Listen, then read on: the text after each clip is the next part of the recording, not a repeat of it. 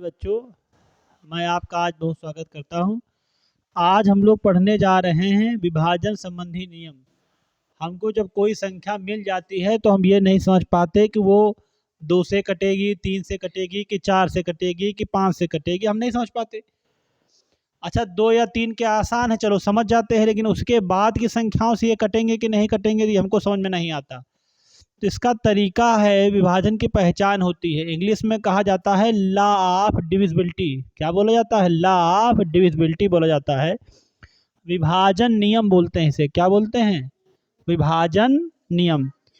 देखो, बहुत आसान नियम है। अगर 2 से विभाजित होने वाली संख्याएं हैं, अगर हमको ये पहचान निकालनी हो कि 2 से विभाजित होने वाली संख्याएं कैसे होती हैं, तो देखो तरीका। 2 से विभाजित होने वाली संख्याओं में इकाई के स्थान पर 0 होगा, 2 होगा, 4 होगा, 6 होगा और 8 होगा। अगर इकाई के स्थान पे इतने नंबर आपको मिल जाए तो आप जान जाना कि ये कट जाए। कैसे? जैसे मान लीजिए कहीं लिखा गया है 20, तो इकाई के स्थान पर 0 है, ये संख्या 2 से कट जाएगी। फिर कहीं पे लिखा है 128, इसके इकाई के स्थान पे 8 है, ये कट जाएगी। ये कहीं लिखा है 543, इसके इकाई के स्थान पर ना तो 0 है, ना 2 है, ना 4 है, ना 6 है, ना 8 है, तो ये हमारी नहीं कटेगी। फिर और बड़ी कर लो, 1 0 6 8 3 4 करके बड़ी कर लो, इसके भी इकाई के स्थान पे 4 है, तो ये भी संख्या हमारी 2 से कट जाएगी। विभाजन नियम से आसान हो जाता है देखकर समझना कि संख्या कटेगी या नहीं कटेगी। अब 3 से विभाजित होने वाली संख्याओं की पहचान कैसे करते हैं? बहुत आसान है। सबने 3 का पहाड़ा पढ़ा है ना, 3 दहाम 30 तक जाता है। लेकिन अगर उसके बाद की संख्याएं आ जाए तो कैसे जानेंगे कट जाएंगे? देखो, मान लीजिए एक संख्या है 33, 33 है। क्या संख्या है? 33। तो कैसे पहचान हो जाएगी भाई ये संख्या कटेगी कि नहीं कटेगी 3 से? तो आप इनको जोड़ लीजिए। 3 + 3 कितना आया? 6। अब ये बताओ, 6 3 से कट जाता है ना, इसका मतलब है 33 भी 3 से कट जाएगा। बहुत सिंपल पहचान है ये। अब मान लीजिए इसके बाद बारी आती है 123, लिख दिया मैंने। इसको जोड़िए आप, 1 2 + 3, तो 3 2 5 1 6, ये भी आपकी संख्या 3 से कट जाएगी। 3 वाले में हम लोग को योग करना होता है। क्या करना होता है? योग। संख्याओं का योग कर लो, मिल जाएगा। एक और संख्या देख लेते हैं। मान लो कहीं लिखा गया है 5 0 4 8, ऐड कर लीजिए 5 + 0 + 4 + 8, तो 8 4 12, 12 12 5 17, ये संख्या 17 आई है और 17 3 से नहीं कटती, तो इसीलिए ये जो है 3 से विभाज्य संख्या नहीं है। ठीक, सबको समझ में आ गया? देखो बच्चों, अब बारी है, अभी हमने पढ़ा था 2 से विभाजित होने वाली संख्याएं, फिर हमने पढ़ा 3 से विभाजित होने वाली संख्याएं। हम दोहरा लें, 2 से वे संख्याएं कट जाती हैं जिनके इकाई के स्थान पे 0 2 4 6 8 होता है, और 3 से वो संख्याएं कट जाती है जिनका योग 3 से कट जाता है। अब बारी आती है 4 से विभाजित होने वाली संख्याओं की पहचान होती है कि इकाई और दहाई के स्थान पे जो नंबर लिखा है वो अगर 4 से कट गया, कैंसिल हो जाएगा, तो समझ लीजिएगा संख्या भी हमारी कट जाएगी। जैसे एक संख्या है 5712 में, यहाँ इकाई और दहाई के स्थान पर जो टोटल मिला के लिखा है वो 12 लिखा है, तो 12 4 से कटता है, तो ये संख्या भी 4 से कटेगी। अब हमको ये चेक करना है ये बात सही है या नहीं, तो हम 4 का भाग करा लेंगे 5712 में, तो ये 4 × 1 = 4, एक आ गया 17, 4 4 × 16, फिर एक आ गया, फिर 4 2 = 8, तो ये 3 आ गया और ये 2, तो 4 8 = 32 ही होता है। तो कुल मिला के ये पूरा हमारा कैंसिल हो गया। तो इससे यह सिद्ध होता है कि 5712 हमारा 4 से विभाजित हो जाएगा। इकाई और दहाई के स्थान पे जो अंक हैं हमारे, उसके कारण ये विभाजित हो गया।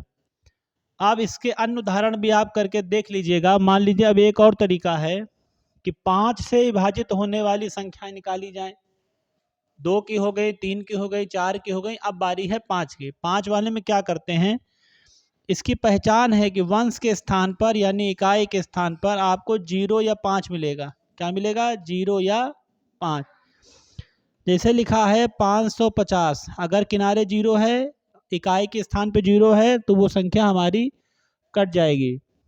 फिर मान लीजिए लिखा है 1555, यहाँ भी इकाई के स्थान पे 5 लिखा हुआ है, ये भी आपकी संख्या कैंसिल हो जाएगी, 5 से कट जाएगी। बहुत आसान पहचान है। इकाई यानी वंश के स्थान पर अगर 0 या 5 है तो आप समझ जाइएगा कि ये संख्या 5 से हमारी।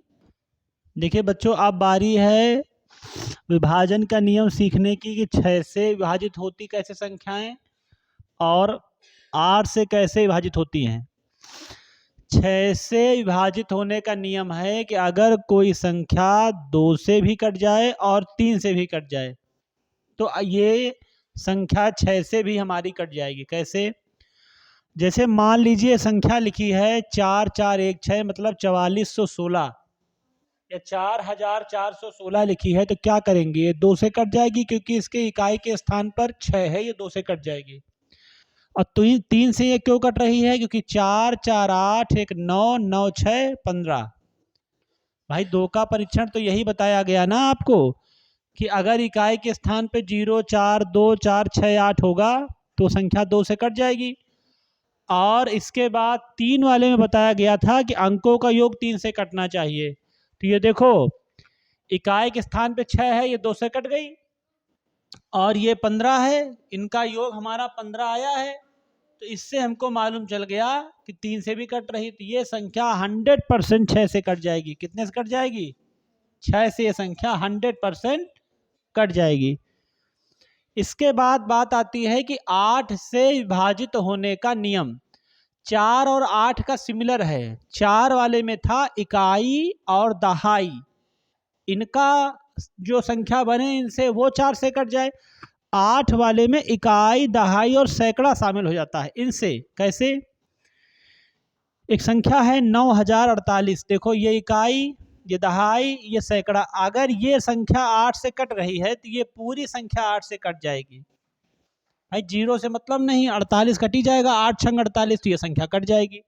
एक संख्या और देख लो, 1 2 3 8 7 6 9।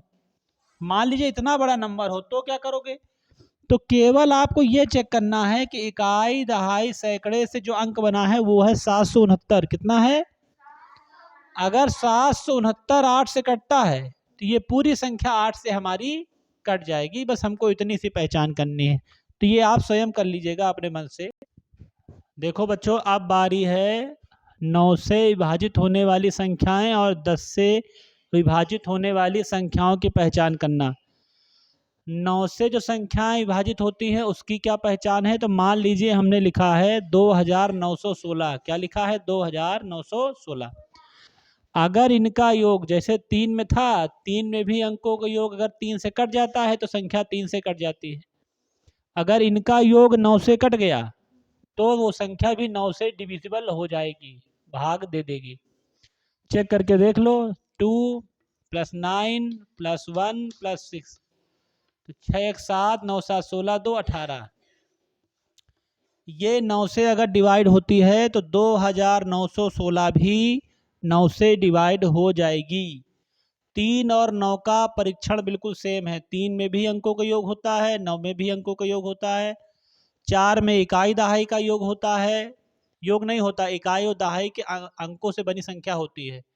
और 8 वाले में इकाई दहाई और सैकड़ों से अंकों से बनी संख्या होती है। आप सिंपल है, 10 का बहुत सिंपल है। अगर आपको इकाई के स्थान पे 0 मिल जाए तो आप समझ जाइएगा कि ये कट जाएगी 10 से। जैसे 100 लिखा है, 120 लिखा है, सब में इकाई के स्थान पे अगर 0 है तो ये फिक्स होता है कि वो संख्या 10 से कट जाएगी। देखो बच्चों, बीच में एक संख्या जो थी वो 7 छूट गई थी, तो अब हम बताने जा रहे हैं कि 7 से विभाजित होने वाली जो संख्याएं होती हैं उनका परीक्षण कैसे करते हैं। मान लीजिए एक संख्या है 3240। कितनी संख्या है? 3240। इसका परीक्षण कैसे किया जाएगा? तो आपको कुछ नहीं करना है, इकाई और दहाई के स्थान पे जो अंक है वो लिखना है इकाई और दहाई को मिला के जो अंक है वो लिख लेना है। फिर इसमें 2 से गुणा करा देना है और जितनी भी शेष संख्या बची है आपकी वो आपको लिख देनी है और उसका टोटल कर लेना है। अगर वो टोटल 7 से कट जाता है तो वो पूरी संख्या 7 से कट जाएगी। चलिए हम लोग चेक कर लेते हैं कि क्या 112 7 से कटता है। तो 7 एक 7, ये 4 और ये 6 7 6 42, हाँ कट जाता है। तो ये फिक्स हो जाएगा कि ये संख्या भी 7 से कट जाएगी। बहुत सिंपल है। इकाई और दहाई के स्थान पे जो अंक है उसका दुगुना, फिर जो शेष संख्या बची उसको आप जोड़ दीजिए, जो आएगा अगर वो 7 से कट गया तो पूरी संख्या भी 7 से कट जाएगी। लास्ट है 11 से विभाजित होने वाली संख्याएं।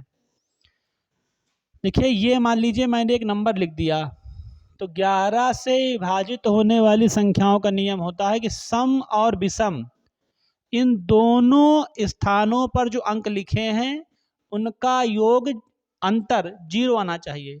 अंतर क्या आना चाहिए? 0। देखो सम कैसे चेक करते, जरा स्थान देखो, ये 1 है, ये दूसरा स्थान है, ये तीसरा स्थान है और ये चौथा स्थान है। तो ये है विषम स्थान। ये कौन से स्थान है? ये है विषम स्थान हमारे। विषम स्थान में कौन कौन लिखा है? 8 लिखा है और 9 लिखा। 8 देखो, 1 पे 1 विषम है, 3 विषम है तो 8 और 9। सम में कौन कौन है? 0 और 6। ये 0 है, ये 6। इनका योग कर लीजिए। पहली बात तो 8 9 17 और ये 6। क्या इनका अंतर 0 आया? नहीं आया। तो इसका मतलब कि ये संख्या जो है 11 से विभाजित नहीं होगी। देखिए बहुत सिंपल है। सम स्थानों पर जो अंक लिखे हैं स्थानों पर वो नोट करना, विषम स्थानों पर जो लिखे हैं वो नोट करना, दोनों का अंतर कर लेना। अगर अंतर 0 आ जाए तो 11 से विभाजित हो जाएगा। ठीक है, तो आप सभी लोग आज विभाज्यता के नियम पढ़ लिए हैं, अच्छे से आप लोग दोहराएंगे तो आपको ये सब चीज़ें तैयार हो जाएंगी। देखिए थोड़ा आप सभी लोग मेहनत किया करिए। आप सभी छोटे बच्चे हैं, अगर अभी से पढ़ना नहीं प्रारंभ करेंगे तो भविष्य में भी कुछ आपको हाथ नहीं लगेगा। हाथ में अगर कुछ चाहिए तो आपको इसी हाथ से बहुत मेहनत करनी पड़ेगी। जब मेहनत करोगे तभी कुछ हासिल होगा। धन्यवाद।